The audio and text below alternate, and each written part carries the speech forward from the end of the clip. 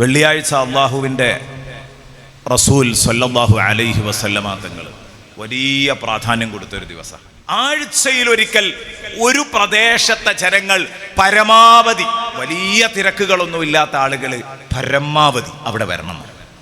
അതിനാണ് ജുമാ ഉണ്ടാക്കിയത്. ജമാഅത്ത് അതുപോലെ നിർബന്ധമല്ലല്ലോ. ജുമാ അങ്ങനെയല്ല.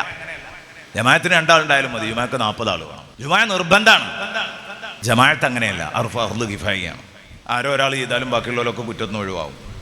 എല്ലാവരും ചെയ്താൽ എല്ലാവർക്കും അതിൻ്റെ പ്രതിഫലം കിട്ടും. കുറ്റത്തുനിന്ന് ഒഴിവാകാൻ ആ നാട്ടിൽ ആരോ ഉത്തരവാദപ്പെട്ട 1-2 ആളുകൾ ചെയ്താൽ മതി. പക്ഷേ ജുമാൻ്റെ കാര്യം അങ്ങനെയല്ലല്ലോ.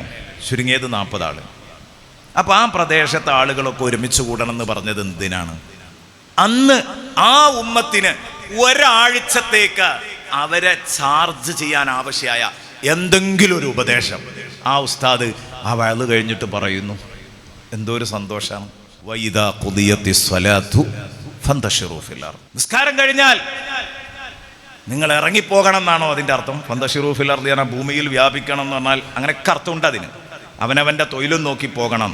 നിസ്കാരവുമായിട്ട് ബന്ധപ്പെട്ട ദുആ പ്രസംഗമൊക്കെ കഴിഞ്ഞതിന് ശേഷം അങ്ങനെ അർത്ഥം വെക്കുകയാണെങ്കിൽ. എന്നാൽ മറ്റു പലരും അതിന് വ്യാഖ്യാനം കൊടുത്തിരിക്കുന്നത് നിസ്കാരം അങ്ങ് കഴിഞ്ഞു, നിസ്കാരവുമായിട്ട് ബന്ധപ്പെട്ട ദിക്റും ദുആയൊക്കെ കഴിഞ്ഞാൽ ഫന്തശിറൂ ഫിൽ അർദ്. പഴയ കാലത്തൊക്കെ അങ്ങനെ ഉണ്ടാകാറുണ്ടായിരുന്നു. നിങ്ങൾ എന്ത് ചെയ്യണം? ഒന്ന് അങ്ങിങ്ങായിട്ട് ഒന്നങ്ങോട്ട് മാറിയിരിക്കുക. ആ നിസ്കാരത്തിൽ കെട്ടിയ സൊഫൊക്കെ ഒന്ന് മാറും. ഒന്നങ്ങോട്ട് സുഖമില്ലാത്തവരൊക്കെ ഒന്നങ്ങോട്ട് ചുമരിൻ്റെ അടുത്തേക്ക് പോയിട്ടുണ്ടാവും.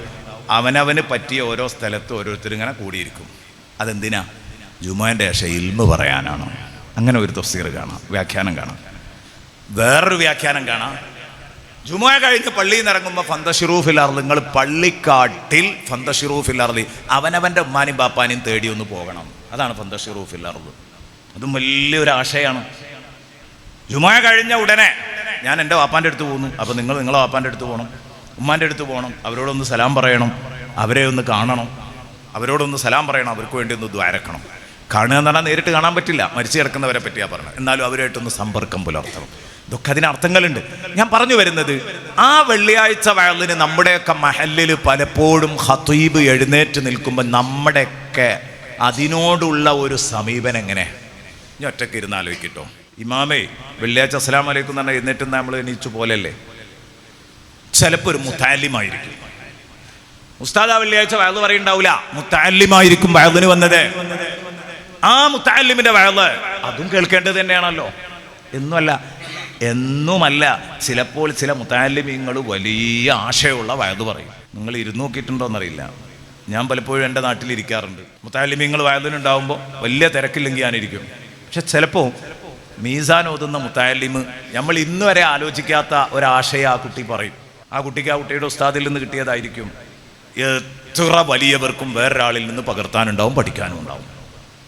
അതാ ഞാൻ പറഞ്ഞു വരുന്നത് എവിടെയാണോ ഖുർആൻ ഓതി വഅദ് പറയുന്നത് അതിനെ അവഗണിക്കരുത്. അവഗണനയുടെ സമീപനം അതിനോട് കാണിക്കാൻ പാടില്ല. വഅദ് കേൾക്കുമ്പോൾ എണീച്ചോടല്. ഖുർആൻ പറഞ്ഞു, വഅദിൽ നിന്ന് അകന്നോടല് അൽ-അഷ്ഖാ, പരാജയപ്പെട്ടവന്റെ ലക്ഷണമാണ്.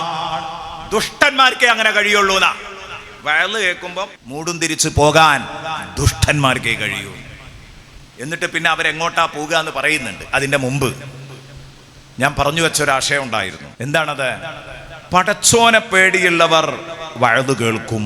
പടച്ചോനെ പേടിയുള്ള ആളുകള് വയല് കേൾക്കും. ആ വയല് കേട്ടിട്ട് അവർ നന്നാകാനും തയ്യാറാകും, പടച്ചോനെ പേടിയുള്ള ആളുകൾ. അപ്പം അതുകൊണ്ട് നമ്മൾ നിർബന്ധമായിട്ടും ഞാനും നിങ്ങളും ചെയ്യേണ്ടത് വയല് കേൾക്കുകയും ആ കേൾക്കുന്ന വയലിനനുസരിച്ച് ജീവിതം ചിട്ടപ്പെടുത്തുകയുമാണ് ചെയ്യേണ്ടത്. അള്ളാഹു അതിന് തൗഫീഖ് നൽകട്ടെ.